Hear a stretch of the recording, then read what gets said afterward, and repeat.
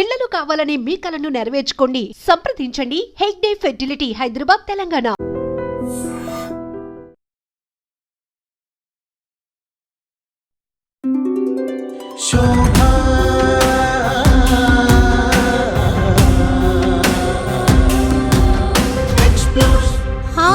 Explore only the truth, the two for you all. Shobha explores.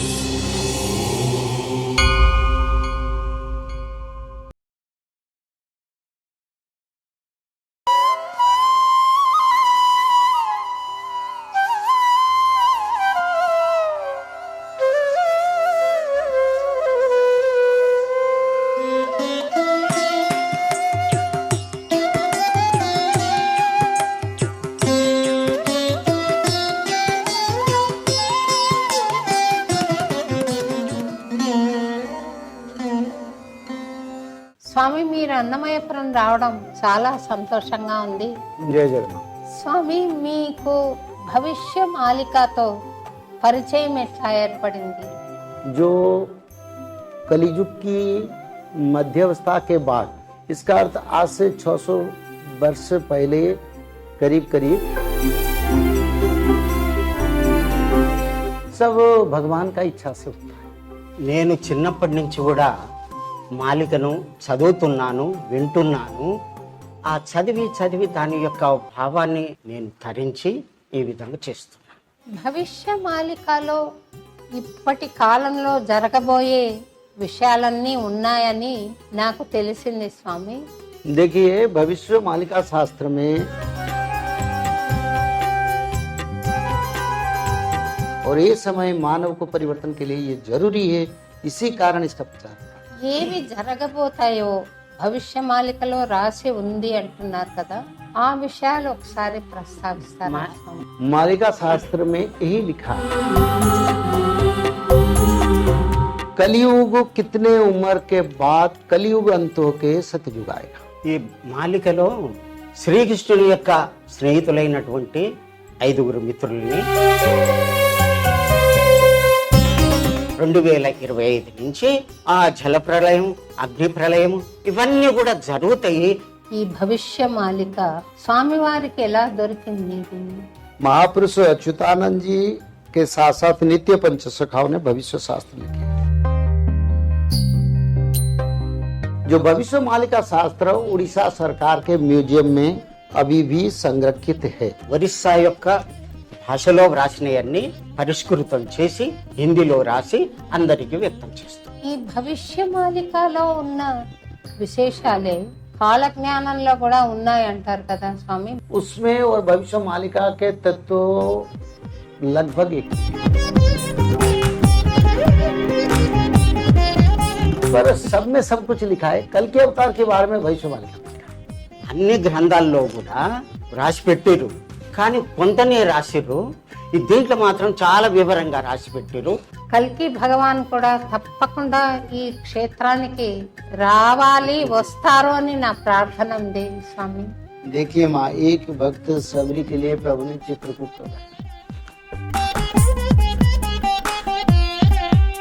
हाँ, पर बात है ये, प्रभु आएंगे गुप्त में.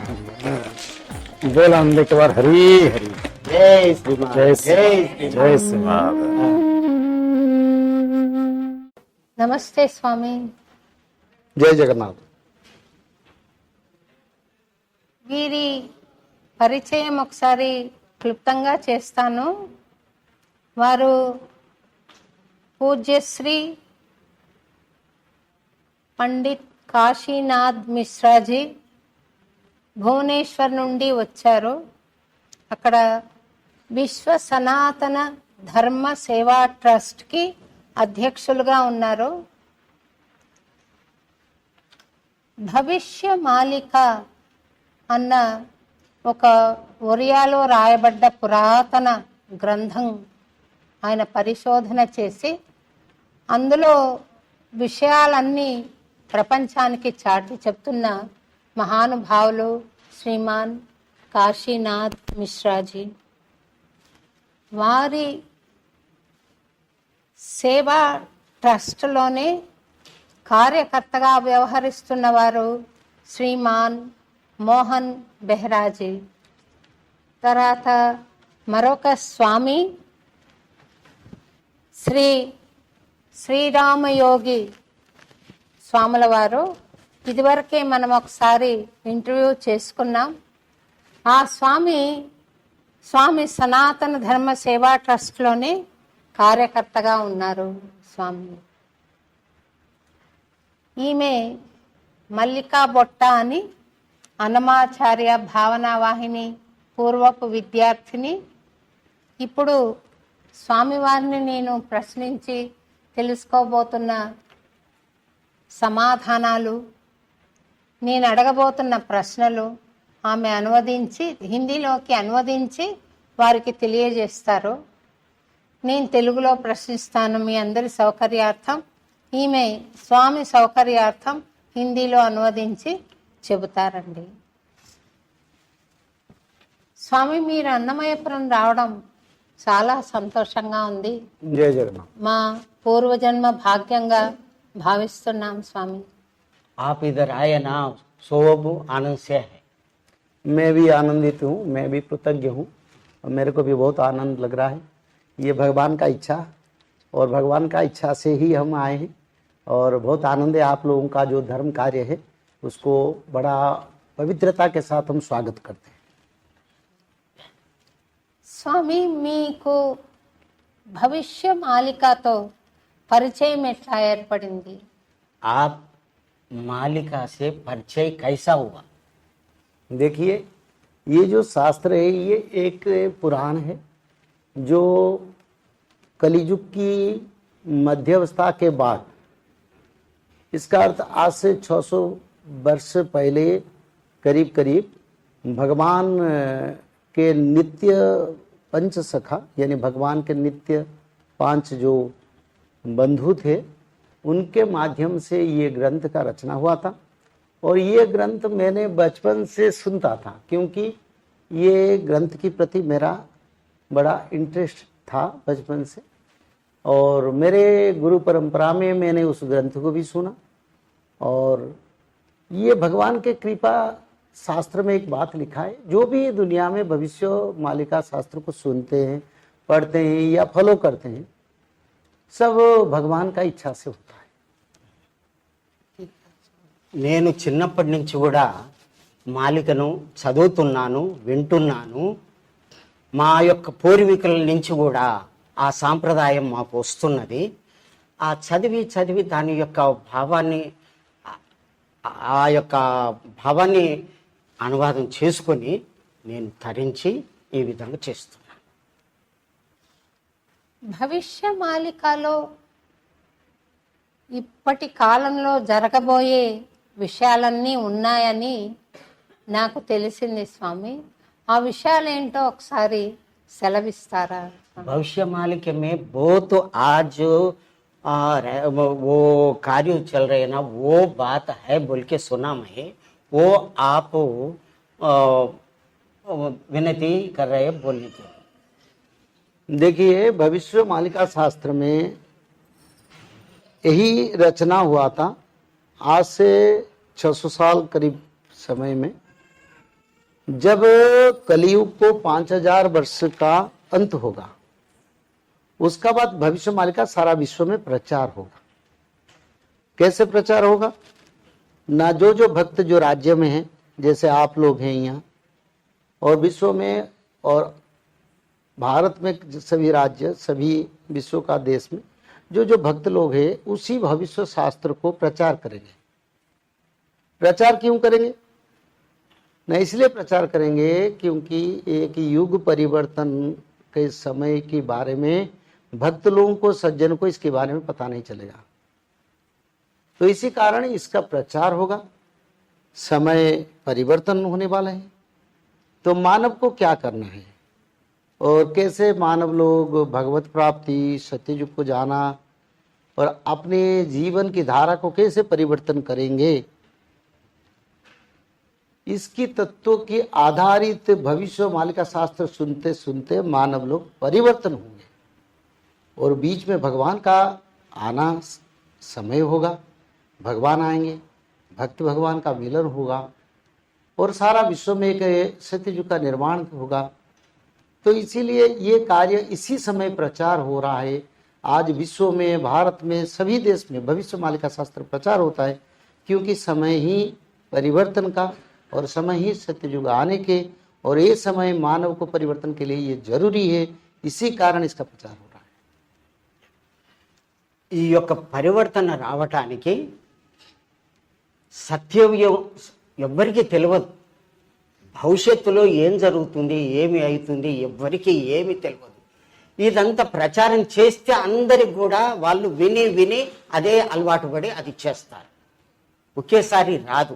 అందుకనే ప్రచారం చేస్తున్నాం. ప్రపంచం అంతా కూడా ప్రచారం చేస్తున్నాం. భగవంతుని గురించి చెప్తున్నాం. భగవంతుడు వస్తాడు, అందరినీ రక్షిస్తాడు అని చెప్తున్నాం. అది జరుగుతుంది.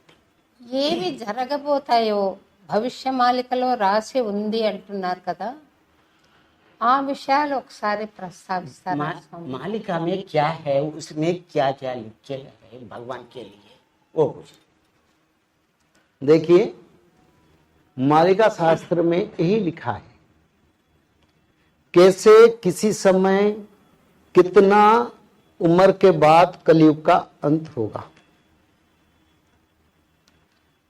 भगवान वेद व्यास ने 18 पुराण का रचना किए, उसका साथ कई उप पुराण का रचना किए, वेद शास्त्र का रचना किए, और भारत में अनंत ऋषि मुनियों साधु संत कुमार माध्यम में भी बहुत सारे शास्त्रों का रचना। पर एक भविष्यवाणी का शास्त्र जो भगवान के निर्देश पर, ये इसमें सीधा सीधा यानी इसमें डायरेक्टली इंडिकेशन किए हैं नित्य पंच सखाओं ने। जगन्नाथ जी या चैतन्य महाप्रभु के निर्देश पर ये ग्रंथ भक्त का कल्याण के लिए हम रचना कर रहे हैं। बात है ये, इसमें क्या क्या रचना है, इसमें क्या क्या तत्व है।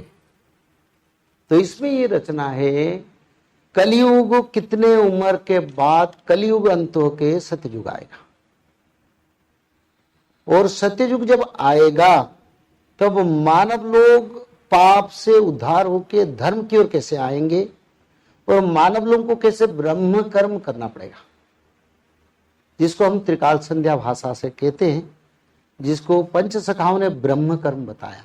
ब्रह्म यानी भगवान नारायण महाप्रभु के जो धर्म, जो नीति, जिसको देवता लोग पालते हैं, जिसको ऋषि मुनि लोग पालते हैं, सिद्ध महर्षि तक पालन करते हैं, ब्रह्म लोक में पालन करते हैं, यज्ञ गंधर्व लोक में पालन करते हैं, वही नियम को कैसे धरती पर पालन होगा, और भक्त और भगवान का कैसे मिलन होगा, भगवान कहाँ जन्म होंगे, और भगवान और भक्त के बीच में कैसे कैसे किसकी माध्यम से कैसे प्रकार से भक्त भगवान के बीच में एक सुंदर परिवेश संगम होगा, और उसका बाद तृतीय विश्व युद्ध कैसे होगा, और तृतीय विश्व युद्ध जब होगा उसी समय पंचभूत प्रलय भी होगा, और पंचभूत प्रलय के साथ तृतीय विश्व युद्ध के साथ भगवान कल्कि के अवतार, ये सब एक समांतराल वे से चलेगा, और एक समय आएगा 2032 से सत्ययुग का आगमन होगा, ये लिखा है। ఈ మాలికలో భగవంతుడే స్వయంగా నిర్దేశించి శ్రీకృష్ణుడి యొక్క స్నేహితులైనటువంటి 5 మిత్రుల్ని వాళ్ళ లోపట ప్రవేశించి వారిలో ప్రేరేపించి ఒక మాలని వేసి వారు అక్కడ కూర్చొని ధ్యానం చేసుకోండి, రాబోయేటటువంటి విషయాలన్నీ కూడా మీకు తెలుస్తాయని చెప్పి ఆ విధంగా చేసి భగవంతుని సూచన తెలుసుకోవడానికి వాళ్ళలో ప్రవేశపెట్టాడు. అది రాయించి నేను వస్తున్నా అని ముందుగా అతన్ని తెలిపాడు మాలికలు. వారు వచ్చే రాకనే మాలిక ద్వారా తెలిపి భక్తులకు అందరికీ తెలిపేటట్టుగా చేశాడు. ఈ విషయం బ్రహ్మ ఋషులకు అందరికీ తెలుసు. వాళ్ళందరూ తపస్సు చేస్తున్నారు, యోగం చేస్తున్నారు, భగవంతుని చూస్తున్నారు, అందరూ చూస్తున్నారు. కానీ సామాన్య మానవులు చూడటం లేదు, తెలియదు. కాబట్టి ఇది తెలవటానికే భగవంతుడు ఆ నిర్దేశించి మాలికను రాయించి వాళ్ళ చేత చెప్పించి ఇదంతా ప్రచారం చేపించి సామాన్యమైనటువంటి జనువులు అందరికి కూడా తెలిసేటట్టుగా చేస్తున్నాడు. ఇప్పుడు ఈ 2025 నుంచి జరగబోయేటటువంటి కార్యం ప్రళయాలు, పంచభూత ప్రళయాలు, ఆ జల ప్రళయం, అగ్ని ప్రళయం ఇవన్నీ కూడా జరుగుతాయి. జరిగిన తర్వాత ప్రభు యొక్క దర్శనం అవుతుంది. అందరూ కూడా సుభిక్షంగా ఉంటారు, సత్యయుగానికి పోతారు.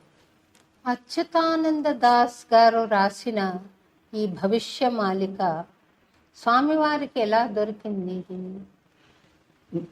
वो आपको ये अच्युतानंद तालपत्र में लिखे ना, वो आपको कैसा मिला? देखिए, महापुरुष अच्युतानंद जी के साथ साथ नित्य पंचसखाओं ने भविष्य शास्त्र लिखे।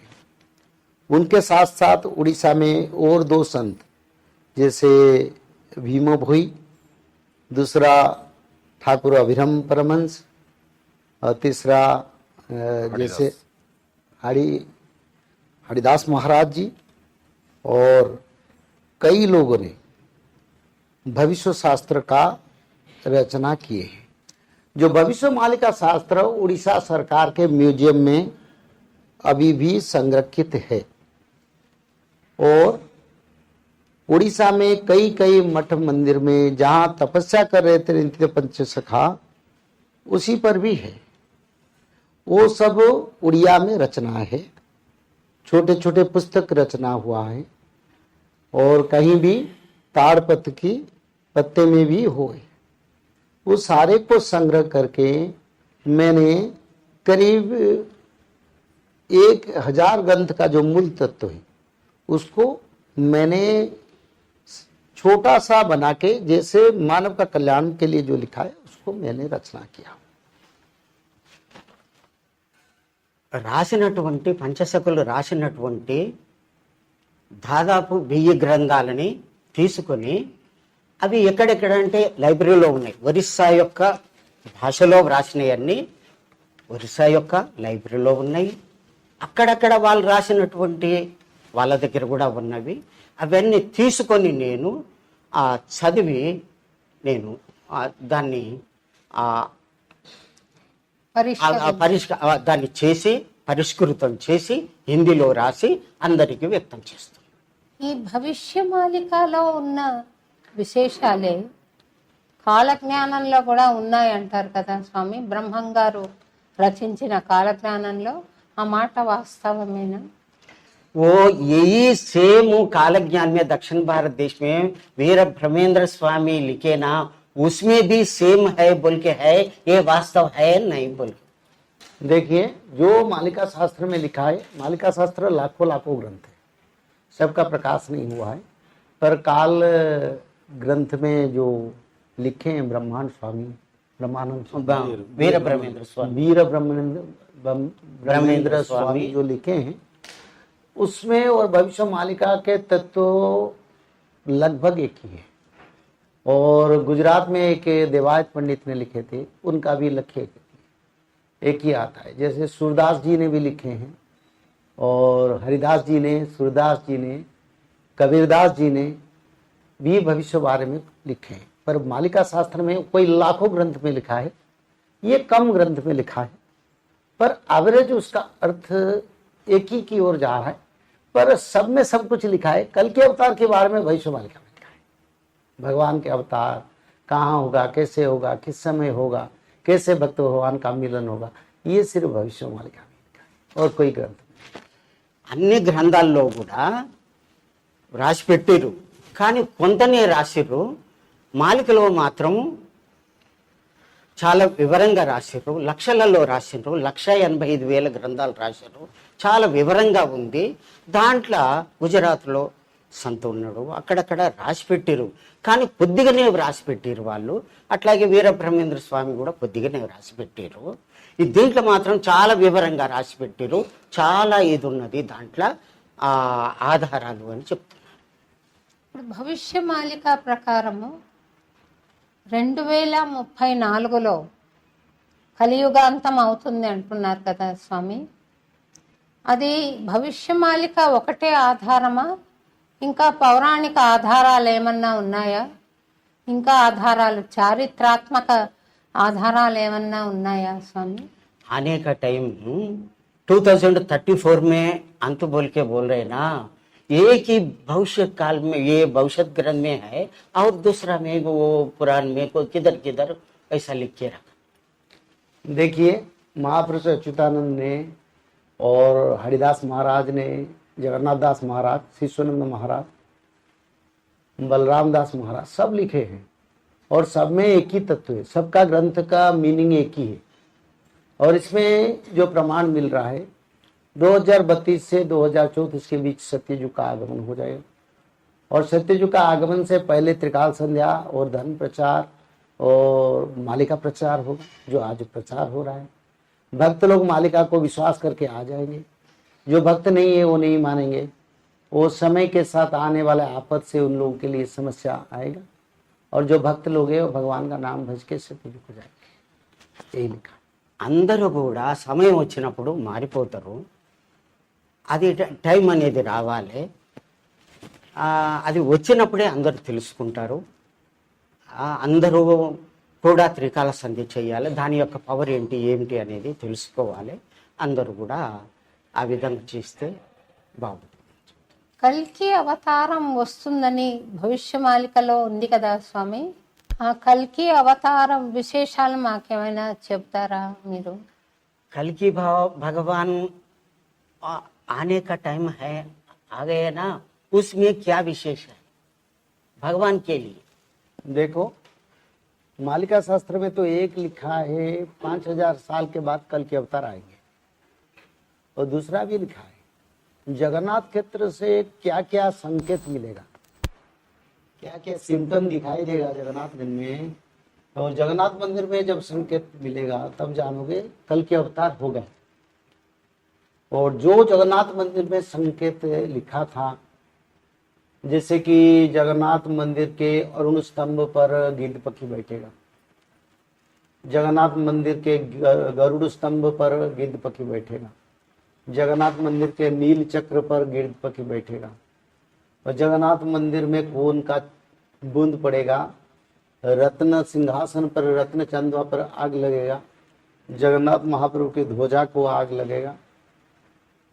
और साथ ही साथ गंगा जमुना का जो कुआं है, जो जल स्रोत है, वो जगन्नाथ मंदिर के अंदर वो सूख जाएगा। कल्पवट का खंडन होगा, कल्प वृक्ष जो है खंडन होगा, वो भी हो चुका है। और ध्वजा बार बार जगन्नाथ मंदिर से चल जाएगा। साथ ही साथ जगन्नाथ मंदिर के मुख्य मंदिर से बार बार पत्थर गिरेगा। ये सब हो चुका है। अच्युतानंद ने इसके बारे में लिखे थे, नील चक्रु नेत खसी वो प्रभु रंगावधर, लीला बेलक से हुई वे नील धवल रूप टलिब नहीं जे कथा, निश्चय हुई व जान टैकी वसिचंती भरोसा करी भक्तम। जिस समय जगन्नाथ मंदिर से ध्वजा गिरेगा उसी समय उसी दिन कल के अवतार होंगे और उसी समय में माता बिरजा देवी योग माया अपना स्थान छोड़ेंगे और सप्त सती चंडी योग माया के अंश से माता पार्वती के जो बैतरणी नदी के किनारे अवस्थित है सप्त सती चंडी, जिसको सप्त मातृका कहते हैं, उनके मुंह से खून का धारा बहेगा। ये सब हो चुका और इसी आधारित समय में कल के अवतार होंगे। ये समय जा चुका। భగవంతుడు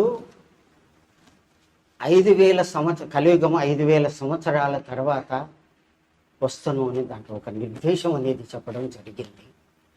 దాని ప్రకారమే మాలికలో ఇచ్చినట్లుగా పూరి జగన్నాథులో కొన్ని సంకేతాలు కనపడటం జరిగింది. ఒకటి పైనుంచి ఒకటి 9 ఫీట్ల ఇది రాయి ఉన్నది, 9 ఫీట్లు ఉన్నది. ఆ అవతల నుంచి కొడితే యువతలకి సౌండ్ వస్తుంటుంది. అదొకటి మనం దక్షిణ వైపు ఉన్నది, ఇప్పుడు మనం చూడవచ్చు. అట్లాగే పైన జగన్నాథుడి యొక్క పైన జెండాలు కడుతుంటారు జగన్నాథ్, అవి అగ్నికి ఆవుతాయి. తర్వాత ఇక్కడ అరుణ స్తంభం ఉంది, దాని మీద ఒకటి గ్రద్ద ఒకటి కూర్చుంటుంది, అది జరిగిపోయింది. అట్లాగే భగవంతుని యొక్క ఏది మేము ఆ రత్న ఇది పల్లకి ఇది ఉన్నది ఏంటిది రత్నాలది ఇది ఉన్నది, అది అగ్నికి ఆహుతి అయిపోతుంది. అది ఆహుతి అయిపోయింది. అట్లాగే కల్పవృక్షం ఉంది, దాని యొక్క కొమ్మ ఇరిగిపోతుంది అని ఇరిగిపోయింది. ఇటువంటివన్నీ సంకేతాలు ఇచ్చారు. అట్లాగే గిరిజామాత యొక్క పక్కన ఉన్నటువంటి ఆ నది పక్కగా అమ్మగారి నోటి నుంచి రక్తం వస్తుంది అని చెప్పి అట్లాగే జరిగింది. ఇవన్నీ కూడా భగవంతుడు వచ్చాడని చెప్పడానికి నిదర్శనము మాలికలో రాయడం జరిగింది. అవన్నీ కూడా జరిగినాయి.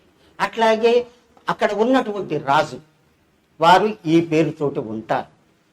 అతను అక్కడ భగవంతునికి బంగారు యొక్క చీపురుతోటి ఊపుతూ ఉంటాడు. ఇప్పుడు ఉన్నాడు అతనికి కొడుకులు లేరు, అతనితోటి చివరి అయిపోతుంది, బిడ్డలే ఉన్నారంటే. ఇవన్నీ కూడా నిదర్శనాలు ఇవ్వడం జరిగింది. ఇవన్నీ కూడా జరిగిపోయినాయి కాబట్టి భగవంతుడు కలికి జన్మ తీసుకొని వచ్చిండు అని నిదర్శనం ఇదే మాలికలో రాయబడ్డది అని పరమావి చెప్తున్నారు పితాజీ. అన్నమయ్య అంటాడు స్వామి, వెంకటేశ్వరుడే సాక్షాత్తు కలికి అవతారమని. తర్వాత వెంకటేశ్వరుడు పట్టుకున్న ఖడ్గమే నందకమ్మని, శ్రీనందకం. ఆ అంశలోనే అన్నమయ్య జన్మించాడని చెప్తారు. మరి మీరు ఈ అన్నమయ్యపురం రావడం ఒక ప్రత్యేకత ఏదో సంతరించుకున్నది అని నా మనసు చెప్తున్నది. కల్కి భగవాన్ కూడా తప్పకుండా ఈ క్షేత్రానికి రావాలి, వస్తారు అని నా ప్రార్థన ఉంది స్వామి. అది నిజమవుతుందా ఒకసారి? ये वेंकटेश्वर स्वामी कलयुग का पाप कट करने के लिए, दूर करने के लिए ये परमात्मा इधर आया, तिरुपति में पूजा ले रहे. वैसी उनका खड्गधारण है ना, वो खड्ग रूप अन्नमय, वो भगवान महाविष्णु वो धरती पर भेज के उन्होंने 32,000 वो पद कविता लिखकर बहुत भक्ति प्रचार किया.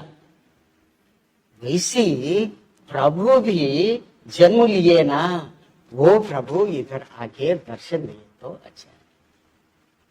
देखिए वो आप आए इधर, सो ये शुभ संकेत है कि कल की भगवान भी जरूर आएंगे यहाँ.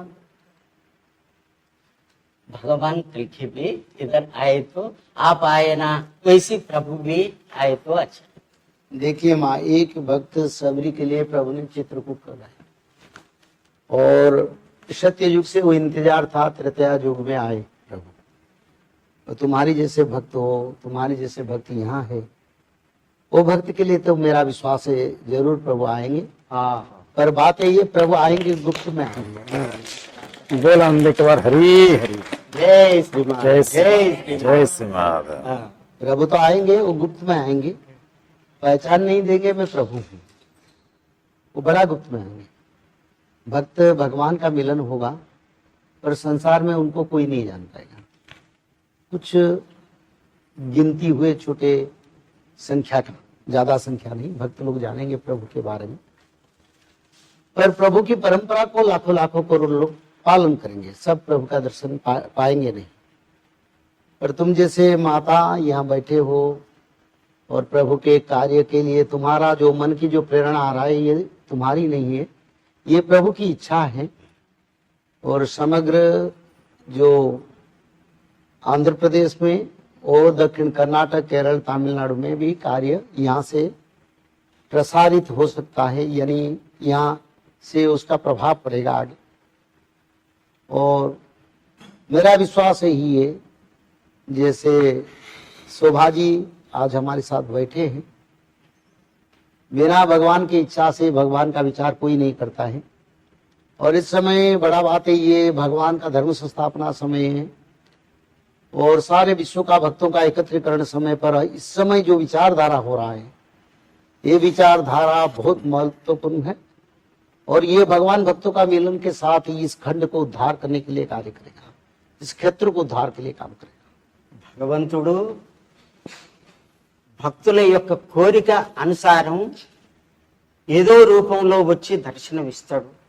అది మాత్రం ఇదే అవుతుంది. భక్తులు పిలిస్తేనే కదా భగవంతుడు వచ్చేది. భక్తుల యొక్క బాధలు చూడలేకనే కదా భగవంతుడు వచ్చేది. భక్తులను ఉద్ధరించడానికే కదా భగవంతుడు వచ్చేది. ఆ విధంగా కార్యం చేయడానికి భగవంతుడు ఏదో రూపంలో వచ్చి మీకు దర్శనమిస్తాడు. మీరు గుర్తుపట్టాలి.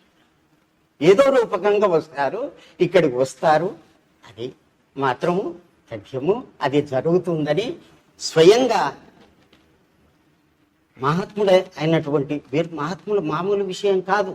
స్వయంభూ మనువు ఆయన తపస్సు చేస్తే భగవంతుడు దర్శనమిచ్చి పుత్ర సంతానం ముగ్గురిని 3 సార్లు నీ యొక్క గుడిలో నేను జన్మిస్తానని చెప్పడం జరిగింది. వేదాలలో పురాణాల్లో ఉంది. ఆ స్వయంభూ మనువే తర్వాత పితాజీగా జన్మించారు. ముందుగాత శ్రీకృష్ణుని, తర్వాత రాముణ్ణి, శ్రీకృష్ణుని, ఇప్పుడు ఈ విధంగా వారి యొక్క ధార ఈ విధంగా ప్రచారం అవుతుంది. వారి దయ వల్లనే ఇదంతా జరుగుతుంది. వారి దయ లేనిది ఈ సంకల్పం అనేది జరుగుతలేదు. వారి దయ వల్లనే ఇక్కడికి మీరు పిలిపించారు, వారు వచ్చారు. ఈ కార్యం అంతా కూడా జరుగుతుంది, భగవంతుని ఇష్ట ప్రకారం జరుగుతుంది అని వారు ఆదేశిస్తున్నారు. అందరికీ సందేశం ఇస్తున్నారు. स्वामी एक विनती है मेरी, जैसे आप बैठे हैं, पधारे हैं, जैसे आप हम लोगों से बातचीत कर रहे हैं, वैसे ही कल की भगवान भी बैठ के संदेश देना चाहिए हम लोगों को। ऐसा कुछ मेरा आप कैसा इधर आके दर्शन दे के बैठ के वैसा इधर संदेश दे रहे ना, वैसे प्रभु आके दर्शन दिए तो बहुत संतुष्ट होता। देखो माँ, भगवान का दर्शन सभी का भाग्य में नहीं होता। जैसे तुम्हारी के लिए तो भगवान का दर्शन मिलेगा, जो लोग भक्त बैठे हैं यानी विश्वास के साथ जो बैठे हैं उनको जरूर मिलेगा।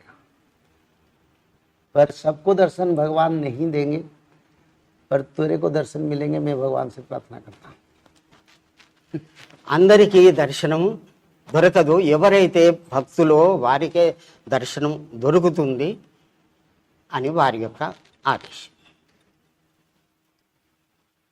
ఇక్కడికి వచ్చి భక్తులకు మట్టుకే దర్శనం ఇస్తే నేను సంతోషం. అది మనం భగవంతుని కోరుకోవాలి. భగవంతుని ప్రార్థన చేస్తే భగవంతుడు आप जो बात कर रहे हैं वो बात होगा। हाँ। ये 2028 के बाद समय आएगा, इतने जल्दी नहीं। 2028 28 के बाद के बाद समय आ सकता।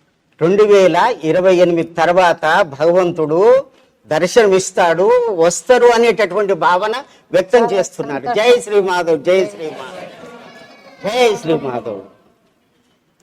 అందరికి 2028 ఇస్తే సరే స్వామి, నాకు ఒకసారి కనిపించమని చెప్పండి.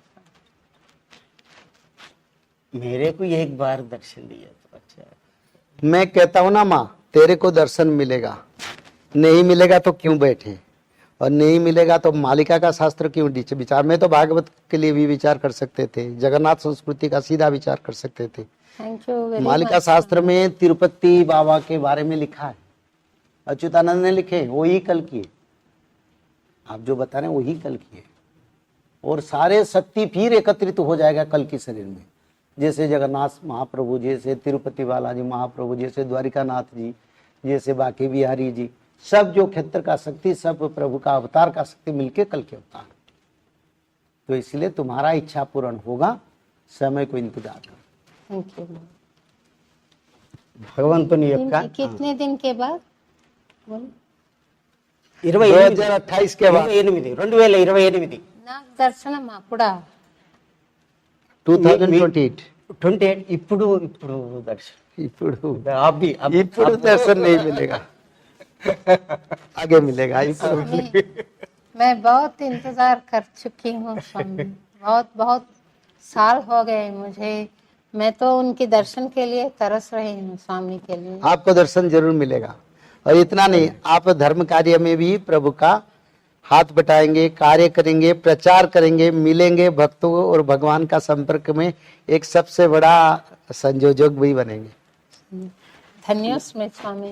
పితాజీ ఈ మాట పూర్వజన్మలో మీరాబాయిగా వారి యొక్క ఆత్మరూపకంగా ఎంతోమంది దర్శనం చేసుకున్నారు. ఆ మీరాబాయే భగవంతుని సేవ చేయటానికి మళ్ళీ కీర్తనలు పాడి అన్నమయ్య రచించినటువంటి ఆ 32,000 సంకీర్తనలు అవే ప్రచారం చేస్తూ, ముఖ్యంగా అన్నమయ్య వచ్చింది శ్రీ నందక ఖడ్గము భగవంతుని యొక్క 34 అంగ ఈ వారి యొక్క సౌష్ఠవమే కార్యక్రమం చేస్తుంది. అంగ ఉపాంగాలే 34 భగవంతుని మీద ఉన్నటువంటి గద కానీ, కత్తి కానీ, బాణం కానీ, అన్ని శ్రీవత్సం కానీ అవన్నీ కూడా భగవంతుని యొక్క కార్యక్రమాలు చేస్తున్నాయి.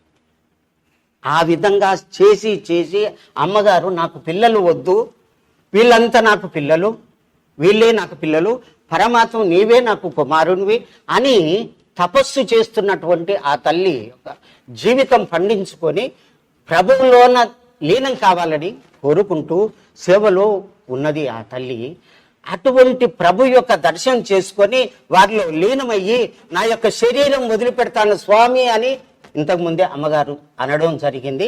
అటువంటి ప్రార్థన మీ పాదాల దగ్గర కోరుకుంటుంది స్వామి. ये माता जी डेली इसके पहले मीराबाई अंश से आया. ये नंदकमु प्रभु का अंग उपांग में एक है, 34 में एक है. वो भक्ति प्रचार करने के लिए अन्नमय रूप में कल की भगवान भेजा, इधर भगवान भेजा. वो भक्ति प्रचार में ये पूरा जीवन गुजर रहा. वही ध्यान में प्रभु का दर्शन लेने के बाद ये देह छोड़ना, उनमें विलीन होना बोल के उनका इच्छा है. देखो जितने भक्त आए हैं अभी तक, जैसे आप भी हैं, सभी भक्त सत्ययुग में भगवान के साथ रहेंगे और भगवान 1000 साल तक या 1009 साल या 108 साल 108 साल तो वो शासन करेंगे, भक्त भी रहेंगे. भक्त लोगों को प्रभु बड़ा आनंद देंगे. उसका बाद कुछ भक्तों के पकड़ के प्रभु सीधा वैकुंठ को जाएंगे. तो शरीर में लीन होने का बात नहीं है. बात यही है भक्त भगवान का सुख का समय, यानी एक सुंदर शासन का समय आएगा जिसमें भक्त लोगों को सभी सुख भगवान प्रदान करेंगे. पूरा स्वर्ग को धरती पर ले आएंगे और स्वर्ग मर्त्य बन जाएगा. स्वर्ग मर्त्य बनेगा और मर्त्य स्वर्ग बनेगा. और यहाँ मृत्यु नहीं होगा. भक्त लोग देवता जैसा जीवन यापन करेंगे. फिर प्रभु जाएंगे, प्रभु के साथ भक्त भी रिटर्न करेंगे. सो शरीर में बहुत सारे भक्त भी भगवान के साथ जाएंगे. सो शरीर में, जैसे आज आप लोग शरीर में, यही शरीर को पकड़ के चल जाएंगे और वहीं पर वो शरीर दिव्य शरीर बन के अमर शरीर बन जाएगा जिसमें मृत्यु नहीं होगा. और कुछ भक्त फिर मृत्यु के बाद जाएंगे, वो भी वैकुंठ प्राप्त करेंगे. सभी वैकुंठ को फिर लोग जाएंगे. तो इसलिए शरीर में लीन होने का समय नहीं है, समय है भगवान के साथ लीला में भाग लेने के. जरूर स्वामी. बताओ పితాజీ ఏమంటున్నారంటే, వాటిని ఎప్పటి నుంచి కూడా పితాజీ అంటాం కాబట్టి అదే మాట వస్తుంది. వారు అందరి కూడా మా మాధవ పరివారానికి అందరి కూడా వారే పితాజీ. ఇంకా ఎక్కడ శరీరం వదిలిపెట్టి ఇది లీనమయ్యేటటువంటి ఇదేది అవకాశం ఉండదు. ప్రభువు వచ్చిండంటే ఆ వైకుంఠమే ఇదవుతుంది, ఇదే సత్యయోగం అవుతుంది. శరీరంతో ఇదైపోతారు వాళ్ళంతా కూడా, శరీరంలో కలిసిపోతారు. గోలోకమే ఈ లోకం అవుతుంది, ఈ లోకమే గోలోకం అవుతుంది. వీళ్ళంతా కూడా ప్రభు ఎమ్మడి ఉంటారు. 108 సంవత్సరాలు వారి యొక్క పాలనలో ఉంటారు.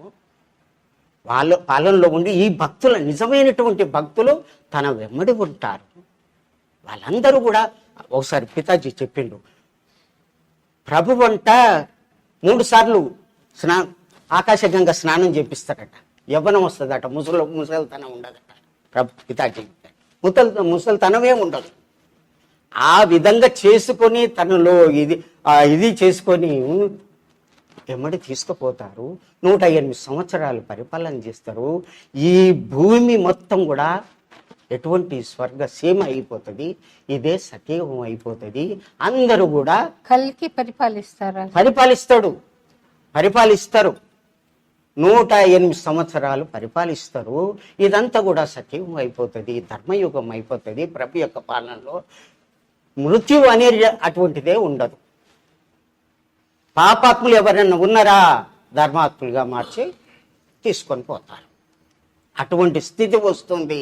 ఇంకా ఎక్కడికి పోతారు అని పితాజీ చెప్తారు. కల్కి పరిపాలిస్తాడు అని అంటే గుర్రం మీద ఖడ్గం పట్టుకోవడం మేము పిక్చర్ చూసాం స్వామి. ఆయన ఎలా పరిపాలిస్తాడు? ఒక భౌతిక శరీరం ధరించే పరిపాలించాలి కదా, కాదా? ये कल्कि भगवान ये घोड़े पर बैठ के हाथ में वो फिरती तलवार लेके पालन करते ना, कैसा पालन करता, कैसा दिखता? देखिए, भगवान कल्कि एक आयुध में संहार नहीं करेंगे। कभी उनको तलवार पकड़ना पड़ेगा, कभी ज्ञान का तलवार भी पकड़ेंगे। लोगों का मति भ्रष्ट कर देंगे। सारा विश्व में लोग समझ नहीं पाएंगे, भक्त समझेंगे। और कभी वो पंचभूत माध्यम में प्रलय करेंगे, कभी वो अपनी इच्छा जोग माया शक्ति से भी प्रलय करेंगे। सब उनकी इच्छा है, पर उनका शासन जब होगा वो धनुष पकड़ेंगे, क्योंकि वो राम है। क्योंकि भगवान कल्कि संहार के बाद उनके नाम के साथ राम जुड़ा जाएगा, कल्कि राम।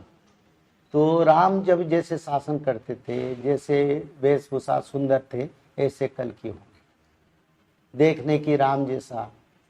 और धनुष भी हाथ में पकड़ेंगे, और ये से घोड़े पर बैठेंगे, हाथी पर भी बैठेंगे। जैसे कि राम राज्य हुआ था वैसे राम राज्य वो बनाएंगे। और राम जैसे शासन किए थे, सारा विश्व को वो राम राज्य बनाएंगे, सारा ब्रह्मांड। ప్రపంచమంతా కూడా కలికి రాము అనేటటువంటి పేరుతోటి ఒక్కోసారి గుర్రం మీద కూర్చుంటారు, ఒక్కోసారి ఏనుగు మీద కూర్చుంటారు, ఒక్కోసారి బాణంతో చేస్తారు. కేవలం కత్తితోటి అనే కాదు, వారి ఇచ్చా ప్రకారం ఏ ఉన్నాయో వారి యొక్క ఇది ఉన్నది, అంగ ఉపాంగాలు ఉన్నాయి కదా, వాటిని ఉపయోగించి ఏదైనా ఉపయోగించి చేసుకోవచ్చు. వారి అంగ ఉపాంగాలు అవన్నీ కూడా భాగవతంలో 12వ స్కందంలో 11వ అధ్యాయంలో వ్రాసింది. అవన్నీ కూడా 34 ఉన్నాయి. ఆ 34లో ఒక్క నందకమే, శ్రీనందకమే భూమి మీదకి వచ్చింది. కానీ కథ అన్నీ ఉన్నాయి కదా, వాటన్నిటి కూడా ఉపయోగించి ధర్మ సంస్థాపన చేయొచ్చు. ఆ విధంగా చేసి ఈ యొక్క భూమిని సత్యయుగంగా మారుస్తారు. సగటు మనిషి భగవంతుడి కల్కి అనుగ్రహం పొందాలంటే ఏం చేయవలసి ఉంటుంది? ఆర్డినరీ వ్యక్తి, आम आदमी ऑर्डिनरी व्यक्ति वो भगवान का दर्शन के लिए क्या करे? देखो माँ, भगवान के पास ordinary, emergency, important, responsible, seniority and ज्ञानी कोई नहीं है। भगवान के पास एक ही पहचान है, भक्त है। हाँ, एक बात इसमें भाषा आता है, आपने जैसे बताया, साधारण भक्त भगवान को कैसे प्राप्त करेगा?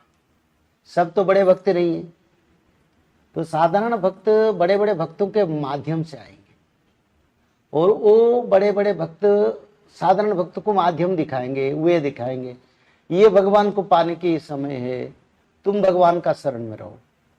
तो वही भक्त, वही पुराना सीनियर भक्त जो है, जो बड़े भक्त है, उनकी तत्वावधान में कार्य करते करते फिर भगवत प्राप्ति। ముఖ్యమైనటువంటి భక్తులు ఎవరైతే ఉంటారో వారి ద్వారా, అమ్మ నాకు జరిగినటువంటి అనుభవం చెప్తున్నాను. ప్రభు యొక్క దర్శనం వల్ల ఆకాశం నుంచి శబ్దాలు వచ్చినాయి, అవన్నీ కూడా నేను ధ్యానం చేస్తుంటే వారు దర్శనం ఇచ్చారు. అట్లా ఆ విధంగా వారు మహాత్ములైనటువంటి ఋషులకు దర్శనం ఇస్తారు. వాళ్ళు వేరే వాళ్ళకి చెప్పడం, వాళ్ళు వేరే వాళ్ళకి చెప్పడం. ఆ విధంగా అందరు కూడా మామూలు భక్తులకు కూడా అన్నీ ఆ విధంగా అందరికీ తెలిసిపోయి వాళ్ళు కూడా మన లోపల కలిసిపోతారు. ఆ విధంగా భక్తులు అవుతారు. స్వామి, మీరు టూర్ వెళ్తున్నారు కదా ఈ సమయంలో, చాలా చోట్లకి వెళ్తున్నారు ఆయన. మరి సామాన్య జనులు కూడా మీ భాషణ వినడానికి వస్తారు కదా స్వామి, వాళ్లకు ఎటువంటి కష్టం కలగకుండా కాపాడే బాధ్యత ప్రభువుదేనా, లేదా భవిష్యమాలికలో చెప్పిన విధంగా మామూలు వాళ్ళు బలైపోతారా? आप बहुत भारत देश में विदेश में बहुत सभा कर रहे हैं. ऑर्डिनरी व्यक्ति के दूर करे तो कैसा? ऑर्डिनरी व्यक्ति को दूर दूर होते ना, वो कैसा प्रभु का ये लोगों का उद्धार कैसे होगा? हाँ, साधारण लोगों का, हाँ, साधारण भक्तों का, मनुष्य का उद्धार के लिए त्रिकाल संध्या है. जो लोग त्रिकाल संध्या करेंगे, भागवत पढ़ेंगे, वो लोग सत्य युग को जाएंगे. ये स्पष्ट रूप से लिखा है. जो लोग त्रिकाल संध्या नहीं करेंगे, भागवत नहीं पढ़ेंगे, वो सत्य युग को जाने के लिए लायक नहीं बनेंगे. तो इसलिए त्रिकाल संध्या जो समय ये वेद में शास्त्र में लिखा है, जब पूर्ण संत धरती पर आते हैं वो त्रिकाल संध्या बांटते हैं. वही त्रिकाल संध्या को मनुष्य करके युग परिवर्तन के साथ दूसरा युग को जाते हैं. और त्रिकाल संध्या में के बारे में भागवत महापुराण, श्रीमद् महाभारत पुराण में, और साथ ही साथ ब्रह्म पुराण, ब्रह्मवैवर्त पुराण, कुर्म पुराण, लिंग पुराण, विष्णु पुराण, सब पुराण में लिखा है. त्रिकाल संध्या एक ही मात्र माध्यम है भगवान का दर्शन, भगवत प्राप्ति, वैकुंठ प्राप्ति और सारे आपद से रक्षा के लिए एक ही माध्यम, उसका सिवा और कोई माध्यम नहीं. ఈ త్రికాల సంధ్య అనేది అన్ని పురాణంలో, లింగ పురాణం కానీ, భవిష్య పురాణం కానీ, అన్నిట్లలో కూడా, భవిష్య మాలికలో కానీ అన్నిట్లలో రాసింది. ఆ విధంగా చేస్తే మాత్రము మనం అందరూ భక్తులు ఉద్ధరింపబడతారు. ఆ విధంగా చెయ్యాలి అని చెప్తాను. అయితే ఈ ప్రజెంట్ ఏజ్లో స్వామి ఏమవుతోందంటే మనసుకి ప్రాధాన్యత తగ్గిపోతుంది, ఆంగిక పూజకి ఎక్కువ ప్రాధాన్యత వస్తుంది. అంటే గుడికి వెళ్ళామా, వెళ్ళొచ్చామా, తర్వాత గుడిలో సుప్రభాత సేవ చేశామా, లేదా అర్చన చేశామా, హారతి కళ్ళకు అద్దుకున్నామా, అందరినీ తోసేసుకొని ముందుకెళ్ళి స్వామిని చూసామా, ఇటువంటి ఆంగిక ప్రదర్శనే ఎక్కువ అవుతోంది తప్ప మనసు పరిశుద్ధంగా ఉండి, పవిత్రంగా ఉండి, స్వామి పట్ల భక్తితో, ప్రేమతో ఉన్న భక్తులు కరువవుతున్నారు. ఈ విధంగా జరగకుండా ఉండడానికి భవిష్య మాలికలో ఏదైనా మార్గం ఉందా? पिताजी, ये बहुत लोग मूर्ति पूजा ज़्यादा करते हैं और अर्चन करते हैं, नारियल फोड़ते, ये वो करते करके वो धार्मिक से पूजा करते.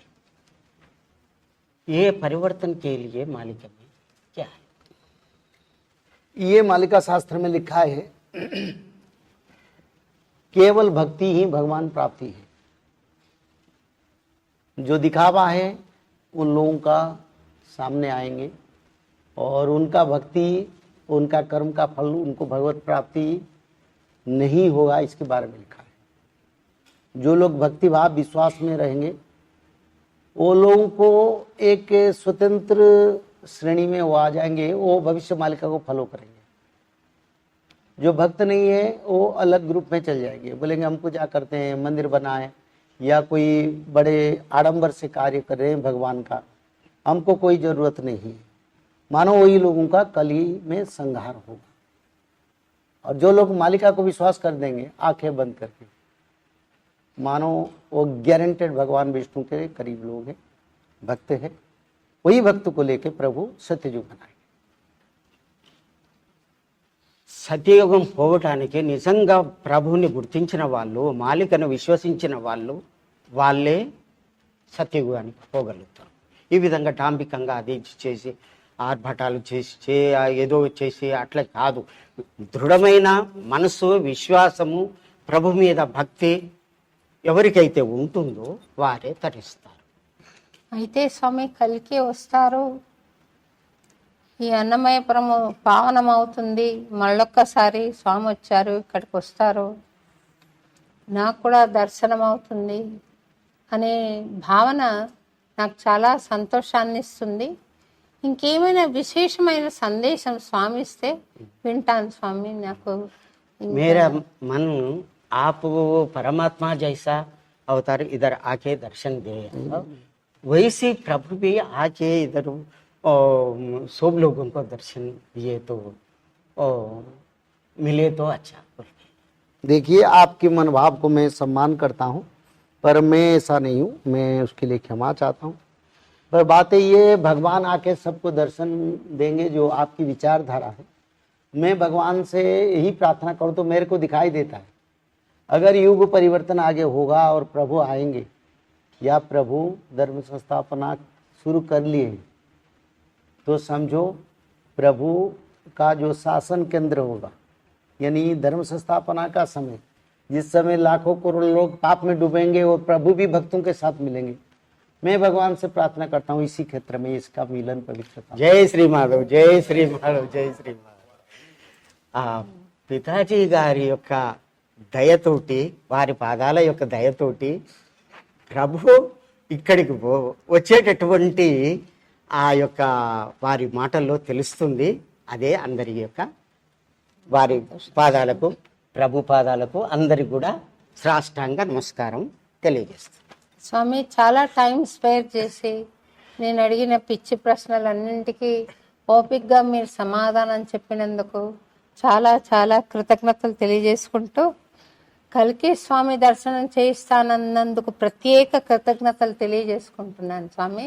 ఈ ఇంటర్వ్యూకి సమయం కేటాయించినందుకు అనేక ధన్యవాదాలు స్వామి. मैं पागल जैसा प्रश्न आपको इससे पूछा, मैं क्षमा करके ये नहीं, जिसका पास भावना नहीं है, जिसका पास प्रश्न उत्तर नहीं है, वो भगवान को कैसे जानेगा? ये पूछना चाहिए। हनुमान जी भी पहले जब सुग्रीव जी आए तो हनुमान जी भी पूछे थे राम के बारे में, मेरे को प्रमाण रखो। तो इस पे कोई बात नहीं। हनुमान जी से बड़े भक्त यानी शंकर भगवान खुद अगर पूछते हैं, ब्रह्मदेव अगर खुद पूछते हैं तो मानव का क्या। तो इसलिए ये आपका पवित्र भावना है, इस भावना को हम सम्मान करते हैं और ऐसे भावना बढ़े, प्रभु के प्रति विश्वास दृढ़ता बढ़े। आप सारा आंध्र प्रदेश और दक्षिण देश में, क्योंकि पूर्व पश्चिम उत्तर दक्षिण आदि गुरु शंकराचार्य ने 4 पीठ बनाए, तो ये दक्षिण क्षेत्र में धर्म प्रचार के लिए आप काम करें, यही भगवान से प्रार्थना करता हूँ। जय जय। बहुत बहुत धन्यवाद स्वामी.